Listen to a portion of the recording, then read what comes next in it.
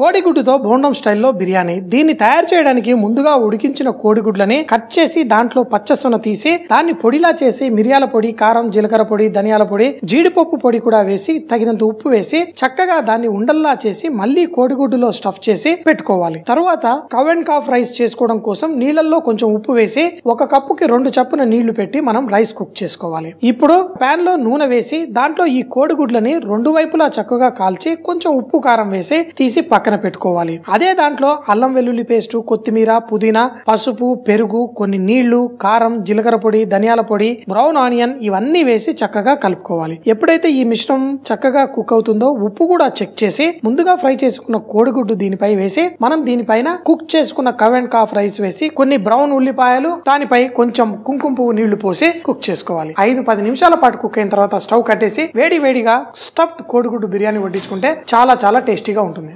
ఇప్పుడు యూట్యూబ్ లో ఈటీవీ అభిరుచి ఛానల్ ఉంటుంది, దాన్ని సబ్స్క్రైబ్ చేసుకోండి. మన ప్రోగ్రామ్స్ అన్ని మీకు వీలైన టైంలో చూసుకొని చక్కగా ఎంజాయ్ చేయండి.